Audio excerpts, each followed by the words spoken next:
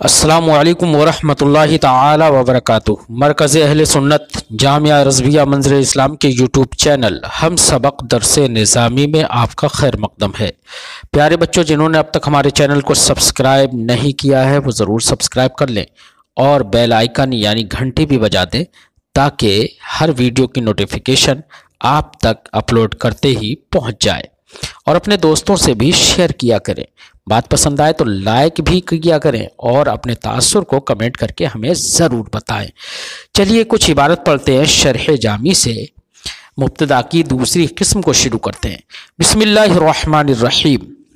او الصفۃ سواء كانت مشتقة كضارب ومضروب وحسن وجاریة مجراها كقريشي الواقعة بعد حرف النفی کما ولا او الف الاستفهام ونحوی کهل وما ومن وعند سیبویہ جواز الابتداء بها من غیر استفهام ونفی مع قبح والاخفش یرى ذلك حسنا وعليه قول الشاعر فخیر نحن عند الناس منكم فخیر مبتدأ ونحن فاعل ولو جعل خیر خبرا عن نحن لفصل بین اسم التفضیل ومعموله الذي هو من بأجنبی وهو غیر جائز لضعف عمله بخلاف ما لو كان فاعلا لكونه كالجوس رافعة لظاهر وما يجري مجراه وهو الضمير المنفصل الى آخر العبارہ۔ پیارے بچوں، آج کے اس سبق میں صاحب کافیہ مبتدا کی دوسری قسم کو شروع کرتے ہیں۔ تو اوش صفتوں میں او جو ہے وہ تقسیم محدود کے لیے ہے، تنویع کے لیے ہے، نہ کہ شک کے لیے۔ یعنی مبتدا یا تو اسم ہوگا یا صیغہ صفت ہوگا، یہ مطلب ہے۔ مبتدا کی دو قسمیں ہیں، ایک مبتدا وہ جو کہ اسم ہو، جو عوامل لفظیہ سے خالی ہے اور مسند الیہ ہوتا ہے، اور ایک مبتدا وہ صیغہ صفت ہوتا ہے جو حرف نفی کے بعد یا حرف استفہام کے بعد واقع ہو اور اس میں ظاہر کو رفع دیتا ہو۔ وہ اس میں ظاہر اس کا فاعل بنے گا، خبر کا قائم مقام ہوگا وہ۔ تو ایسا مبتدا جو صیغہ صفت ہو، حرف نفی و استفہام کے بعد واقع ہو، یہ بھی مبتدا ہوتا ہے، اور اس کا فاعل اس کے خبر کے قائم مقام ہوتا ہے۔ مثال کے طور پر ہم نے کہا ضارب زید، مضروب زید، حسن زید، یہ سب صیغہ صفت ہے۔ ضارب اسم فاعل ہے، مضروب اسم مفعول ہے، حسن صفت مشبہ ہے۔ تو یہ سب کے سب اس میں ظاہر کو رفع دیں اور یہ حرف جمہور کے نزدیک حرف نفی یا استفہام کے بعد واقع ہوں اور کہا جائے ضارب زید، مضروب زید، ما حسن زید، یا اس میں منصوب ہو۔ اس میں منصوب بھی چونکہ اس میں مشتق کے قائم مقام ہو، اسم مشتق کے قائم مقام ہوتا ہے، اسی کے جاری مجرا ہوتا ہے، اس میں منصوب بھی وہ بھی اسی جیسا عمل کرتا ہے، اس لیے صیغہ صفت ہو یا صیغہ صفت کے جاری مجرا ہو، جاری مجرا سے مراد صاحب شرح کی اس میں منصوب ہے، جیسے کہ قریشی۔ تو یہ سب کے سب صیغہ صفت چاہے وہ مشتق ہوں یا مشتق کے جاری مجرا ہوں، یہ سب کے سب اگر حرف نفی و استفہام کے بعد واقع ہوں تو جمہور کے نزدیک یہ سب اس میں ظاہر کو رفع دیں گے، اور یہ تمام تر صفات کے صیغے یہ مبتدا واقع ہوں گے، اور وہ اس میں مرفوع جن کو یہ اس میں ظاہر جن کو یہ رفع دے رہے ہیں وہ ان کا فاعل بنے گا اور خبر کا قائم مقام ہوگا۔ فرماتے ہیں اوش صفت یا صیغہ صفت سواء کانت مشتقۃ، خواہ صیغہ صفت مشتق ہو جیسے کہ ضارب، مضروب، حسن، اور جاریۃ مجراہا، یا مشتق کے قائم مقام ہو جیسے کہ قریشی یعنی اس میں منصوب۔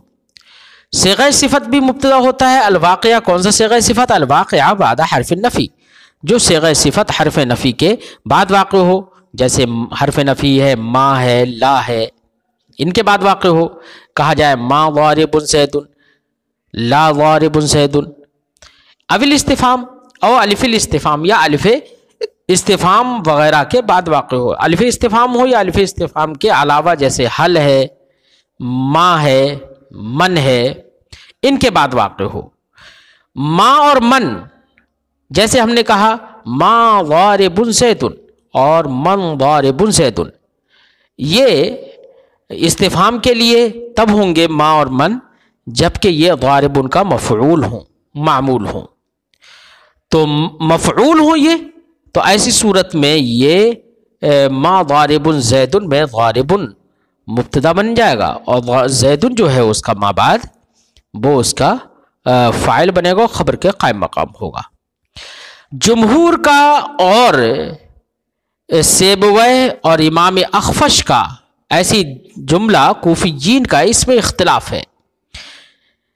جمہور تو یہی کہتے ہیں کہ صیغہ صفت مبتدا تبھی بنے گا اور صیغہ صفت اپنے بعد والے اس میں ظاہر میں عمل تبھی کرے گا جبکہ حرف نفی اور حرف استفہام کے بعد واقع ہو، یعنی نفی و استفہام پر اعتماد کیے ہوئے ہو تبھی وہ عامل ہوگا صیغہ صفت اور مبتدا بنے گا۔ جبکہ کوفیین ایسی امام سیبویہ اور امام اخفش اس بات کے قائل ہیں کہ بغیر حرف نفی و استفہام کے بھی صیغہ صفت عامل ہوگا اور وہ مبتدا بننا جائز ہوگا۔ تو سب کے سب جواز میں متفق ہیں۔ ہاں، قبح اور حسن اور قبیح ہونے میں اختلاف ہے۔ تو امام سیبویہ تو نفی و استفہام کے بغیر بھی جائز قرار دیتے ہیں مبتدا بننا صیغہ صفت کا، لیکن قبح کے ساتھ۔ امام اخفش یہ کہتے ہیں کہ صیغہ صفت نفی و استفہام کے بغیر بھی مبتدا بنے گا اور اس کا مبتدا بننا اس میں کوئی قبح نہیں ہوگا۔ بہرحال ان دونوں کے درمیان فرق جو ہے قبح اور عدم قبح کا ہے کہ امام سیبویہ قبح کے ساتھ بغیر نفی و استفہام کے مبتدا بننا جائز قرار دیتے اور امام اخفش امام سیبویہ قبح کے ساتھ جائز قرار دیتے ہیں اور امام اخفش بغیر قبح یعنی اس کو حسن قرار دیتے ہیں۔ بہرحال یہ اختلاف ہے۔ اصل میں مسئلہ یہ ہے کہ جمہور حضرات، جمہور نحویین بصریین اس بات کے قائل ہیں کہ صیغہ صفت مبتدا تبھی ہوگا، مبتدا ہوگا تو اس میں ظاہر کو رفع دے گا وہ مبتدا تبھی واقع ہوگا جبکہ حرف نفی و استفہام کے بعد واقع ہو۔ در حقیقت معاملہ یہ ہے کہ صیغہ صفت اس وقت تک جمہور کے نزدیک عمل نہیں کرے گا جب تک کہ 6 چیزوں میں سے کسی پر اعتماد کیے ہوئے نہ ہو۔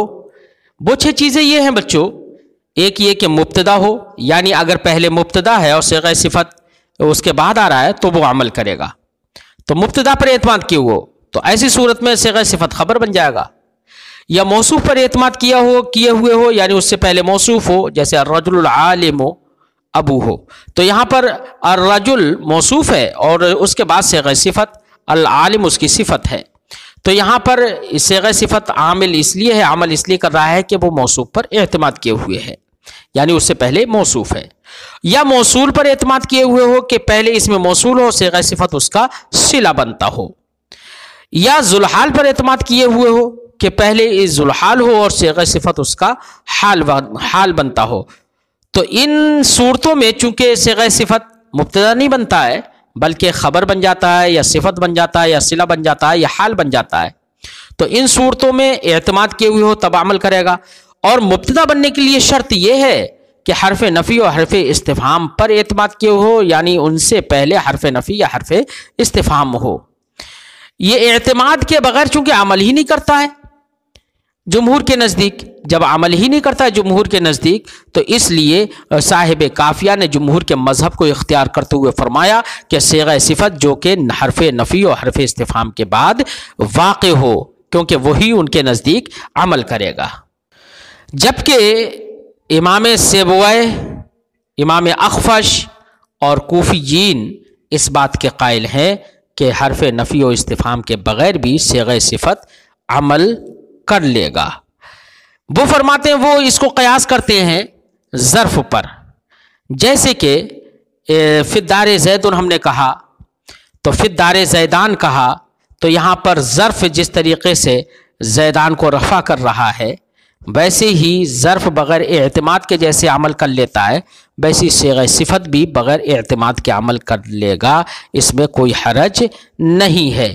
اس لیے امام سیبویہ اور امام اخفش اور تمام کوفیین اس بات کے قائل ہیں کہ صیغہ صفت کا حرف نفی و استفہام کے بعد ہونا یہ مشروط نہیں ہے۔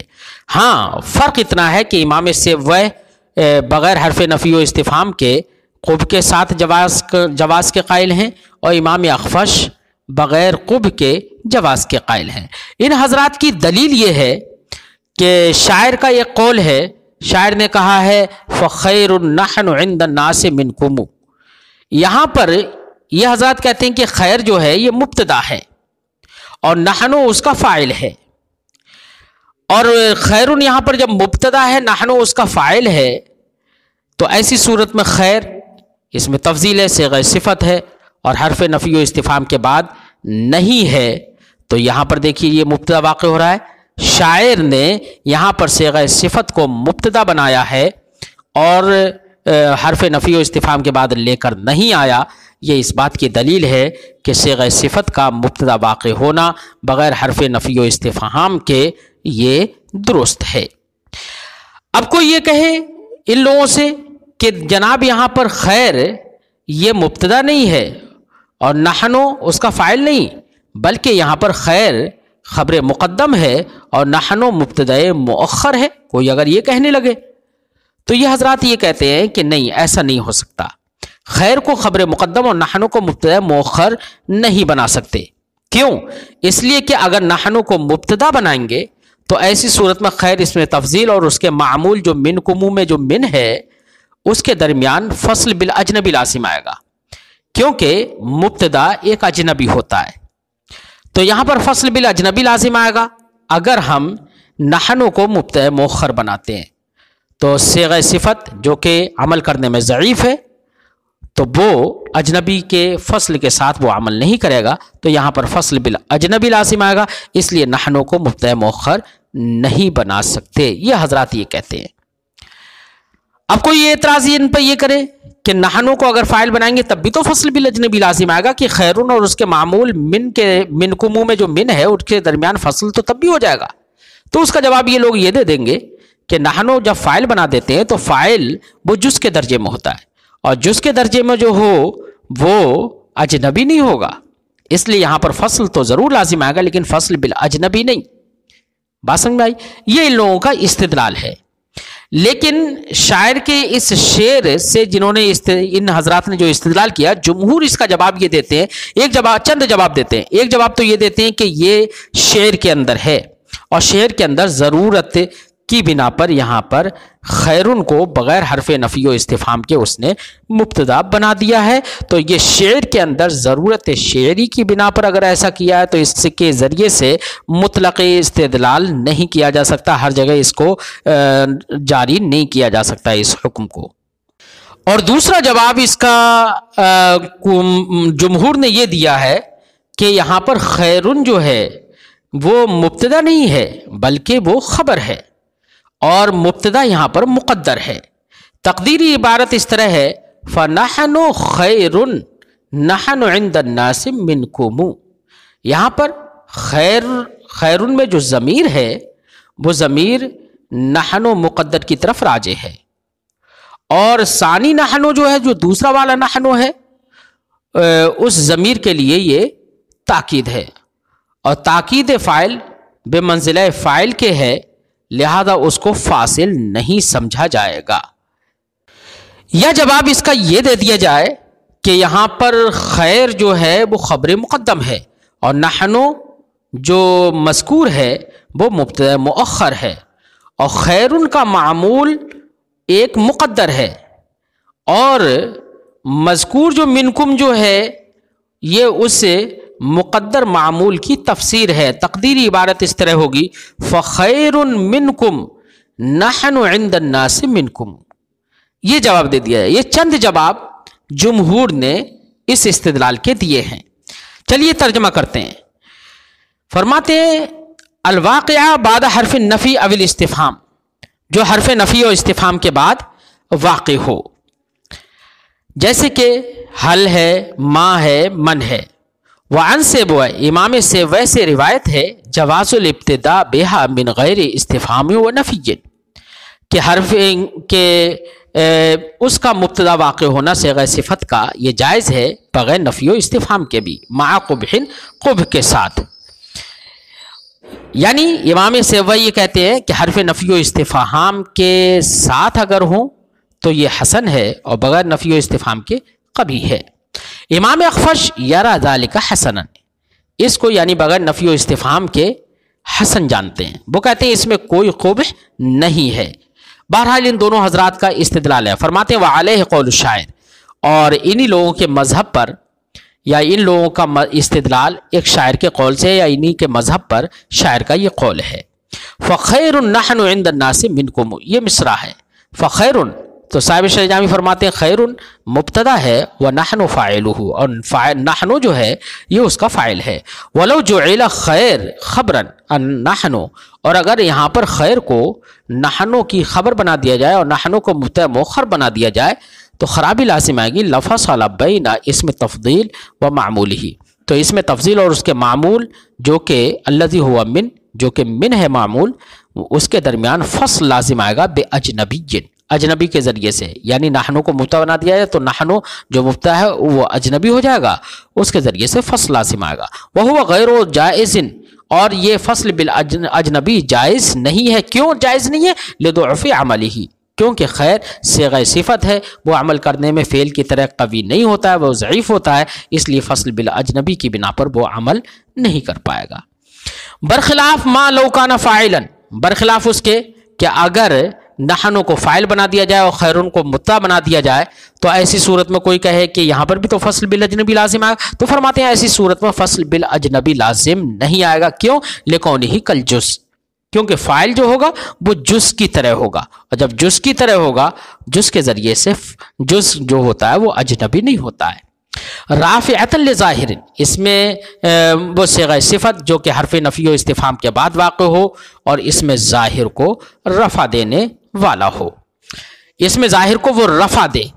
یہ در حقیقت الصفت الواقعہ، الصفت جو ہے وہ جنس کے درجے میں ہے، الواقعۃ بعد حرف النفی او الاستفہام یہ فصل اول کے درجے میں ہے، اور رافعۃ لظاہر یہ فصل ثانی کے درجے میں ہے۔ الواقعۃ بعد حرف النفی او الاستفہام سے احتراز ہوا ہے اس سے صیغہ صفت سے کہ جو صیغہ صفت حرف نفی و استفہام کے بعد واقع نہ ہو، جیسے قائم زید، یا ہم نے کہا قائمان الزیدان وغیرہ وغیرہ۔ اور رافعۃ لظاہر کی قید سے احتراز ہے اس سے جو اس میں ظاہر کو رفع نہ دے، بلکہ اس میں ظاہر کو کی طرف مضاف ہو جائے۔ اس میں ظاہر کو رفع دینے کی قید جو لگائی ہے اس پر ایک اعتراض ہوگا۔ اعتراض یہ ہوگا جناب، ہم آپ کو مثال دے رہے ہیں، آپ نے تو کہا کہ صیغہ صفت تبھی مبتدا بنے گا جبکہ اس میں ظاہر کو رفع دے۔ ہم آپ کو دکھا رہے ہیں کہ صیغہ صفت مبتدا ہے لیکن اس میں ظاہر کو رفع نہیں دے رہا ہے۔ مثال کے طور پر اللہ نے ارشاد فرمایا اراغب انت عن آلہتی یا ابراہیم، اے ابراہیم کیا تم میرے خدا سے روگرداں ہو؟ تو یہاں پر اراغب میں تمام علماء کہتے ہیں کہ راغب جو ہے یہ مبتدا ہے، جبکہ وہ اس میں ظاہر کو رفع نہیں دے رہا ہے بلکہ انتا اس میں ضمیر کو رفع دے رہا ہے۔ یہ اعتراض ہوگا۔ تو یہاں پر آپ نے جو رافعۃ لظاہر کی جو قید لگائی، یہ قید لگانا صحیح نہیں ہے۔ صاحب کافیہ کی اس عبارت پر یہ اعتراض، صاحب شرح جامی اس کا جواب دیتے ہیں، فرماتے ہیں کہ ظاہر سے مراد اس میں ظاہر ہی نہیں ہے جو اس میں ضمیر کا مقابل ہوتا ہے، بلکہ یہاں پر ظاہر سے مراد وہ اسم ہے جو مستقل فی التلفظ ہو۔ کیا ہو؟ مستقل فی التلفظ ہو۔ تو مستقل فی التلفظ، جیسے اس میں ظاہر مستقل فی التلفظ ہوتا ہے، ویسے ہی اس میں ضمیر جو کہ منفصل ہو وہ بھی مستقل فی التلفظ ہوتی ہے، اس لیے ضمیر منفصل بھی اس میں ظاہر کے قائم مقام ہے، اس لیے صاحب شرح جامی نے اب اس کا جواب دیا، فرماتے ہیں کہ وہ بھی اس میں ظاہر کے قائم مقام ہے، فرماتے ہیں رافعۃ لظاہر، اس میں ظاہر کو رفع دے، وما یجری مجرا، اور جو اس میں ظاہر کے قائم مقام ہو، جاری مجرا ہو اس کو یا تو رفع دے، وہ ضمیر المنفصل، اب وہ جاری مجرا جو ہے اس میں ظاہر کی وہ کون ہے؟ ضمیر منفصل۔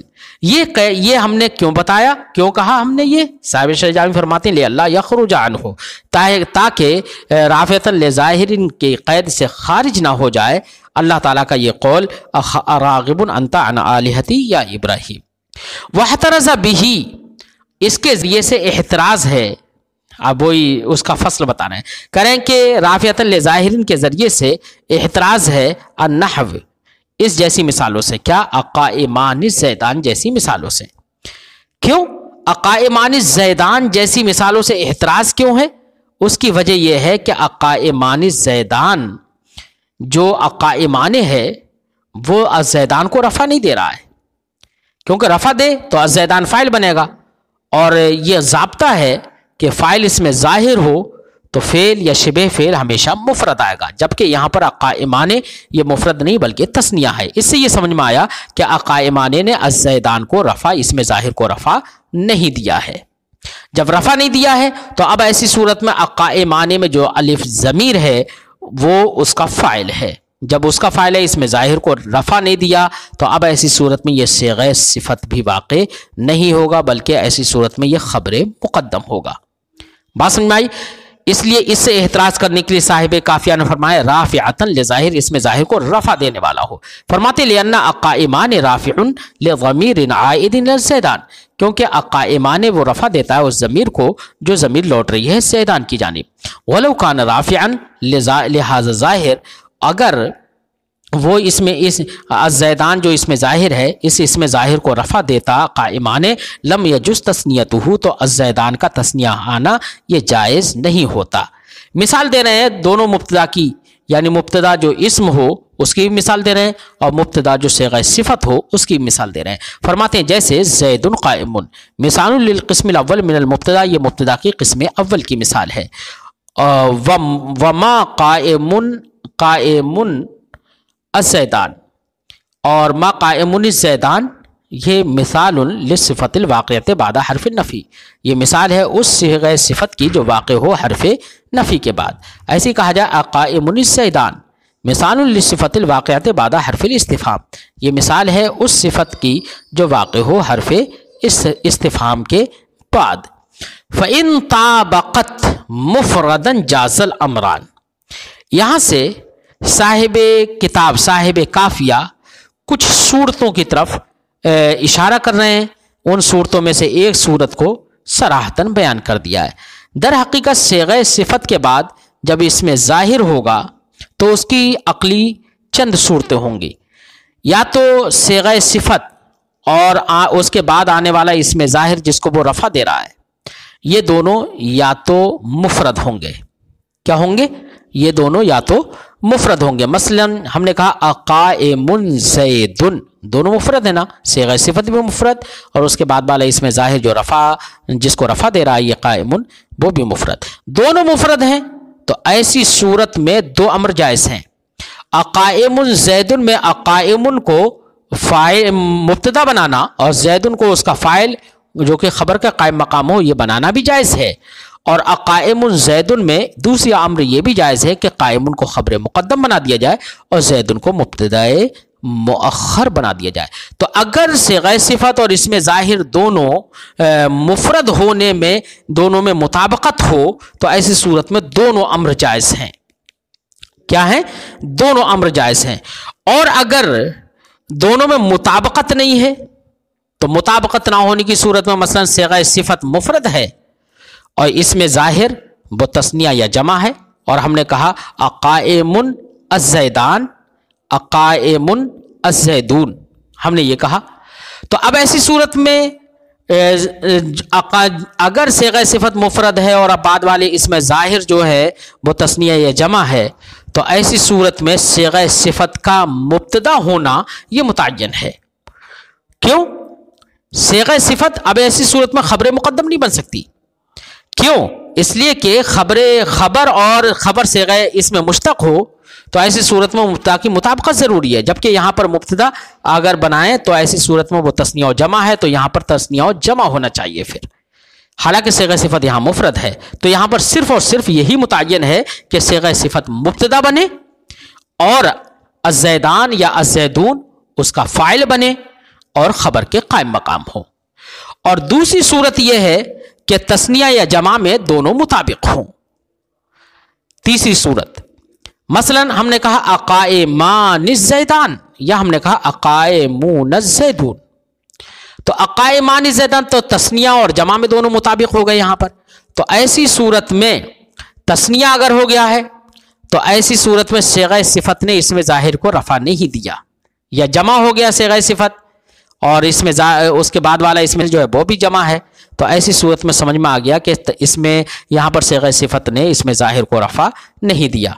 کیوں؟ اگر اس میں ظاہر کو رفع دیتے تو وہ تو اس میں ظاہر ہیں، تو اس میں ظاہر اگر تثنیہ اور جمع ہو تو ان کا فعل یا شبہ فعل ان میں عمل کرنے والا ہمیشہ مفرد آتا، یہ ضابطہ ہے، اور یہاں پر تثنیہ اور جمع آ گئے صیغہ صفت، اس کا مطلب یہ ہے کہ وہ اس میں ظاہر کو رفع نہیں دے رہے ہیں، تو بلکہ ایک ایسی ضمیر کو رفع دے رہے ہیں جو ضمیر ان دونوں کی جانب لوٹ رہی ہے۔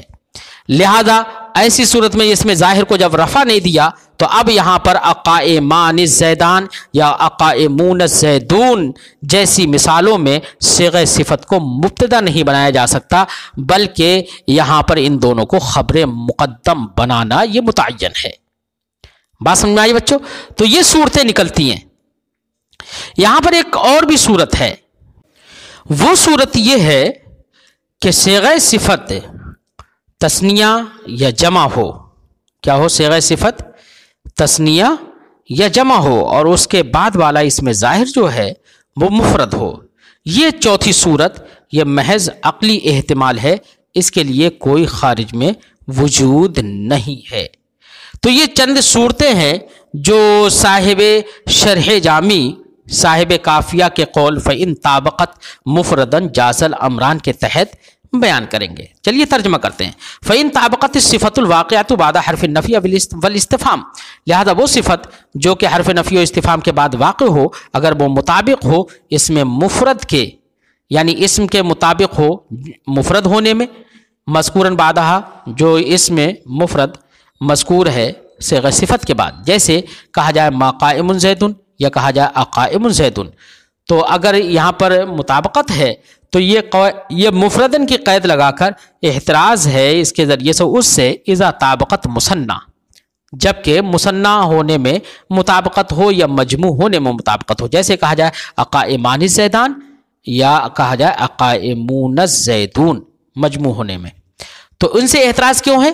فَإِنَّهَا حِينَئِذٍ خَبْرٌ لَيْسَ إِلَّا، تو ایسی صورت میں صرف اور صرف اقائمان جو صیغہ صفت ہے وہ خبر ہی ہے، اس میں دو امر جائز نہیں ہوں گے۔ وجہ ہم نے بتا دی ہے۔ جاز الامران، اگر مطابقت ہے مفرد ہونے میں تو دو امر جائز ہیں۔ کون سے دو امر کون سے ہیں؟ فرماتے کون صفت مبتدا، صفت کا مبتدا ہونا بھی جائز ہے، وما بعدہا فاعلھا، اور اس کے ما بعد جو اس میں ظاہر ہے وہ اس کا فاعل ہو یا سد و مسد الخبر جو کہ خبر کا قائم مقام ہو، اور دوسرا امر یہ جائز ہے کون ما بعدہا مبتدا، کہ صیغہ صفت کا ما بعد مبتدا ہو والصفت خبرا مقدما علیہ، اور صفت ایک ایسی خبر ہو جو اس پر مقدم ہو۔ فرماتے فہا ہونا ثلاث صور، تو یہاں پر تین صورتیں ہوئیں، احداہا ان میں سے پہلی صورت یہ ہے اقائمان الزیدان، کیا؟ اقائمان زیدان یعنی تثنیہ ہونے میں مطابقت ہو، وَيَتَعَيَّنُ حِينَئِذٍ أَن يَكُونَ الزیدان مبتدا، تو ایسی صورت میں متعین ہے کہ زیدان مبتدا ہو اور اقائمان خبر مقدم ہو اس پر، اور دوسری صورت یہ ہے کہ کہا جائے اقائمون الزیدان یعنی صیغہ صفت مفرد ہو اور اس میں ظاہر جو ہے جس کو رفع دے رہا ہے وہ تثنیہ ہو یا جمع ہو۔ وَيَتَعَيَّنُ حِينَئِذٍ أَن يَكُونَ الزَّيْدَانُ فَاعِلًا لِلصِّفَةِ، اس صورت میں یہ متعین ہے کہ یہاں پر زیدان یہ صیغہ صفت کا فاعل ہو قائم مقام الخبر جو کہ خبر کے قائم مقام ہو، یہ متعین ہے، جبکہ صیغہ صفت مفرد ہو اور اس میں ظاہر تثنیہ یا جمع ہو۔ وثالثتھا، اور تیسری صورت یہ ہے اقائم زید، یعنی صیغہ صفت اور اس میں ظاہر دونوں مفرد ہونے میں مطابق ہو۔ وَيَجُوزُ فِيهِ الْأَمْرَانِ، اس میں دونوں امر جائز ہیں، کما عرفتہ، جیسے کہ آپ نے پہچان لیا۔ دونوں امر کیوں جائز ہیں وہ ہم نے وجہ اس سے پہلے بتا دی ہے، آپ لوگ اس کو دھیان سے سن لیجئے۔ آج کی گفتگو ہم یہیں پر ختم کرتے ہیں اور خبر کی بحث انشاءاللہ آئندہ سبق سے شروع کرتے ہیں۔ السلام علیکم ورحمۃ اللہ تعالی وبرکاتہ۔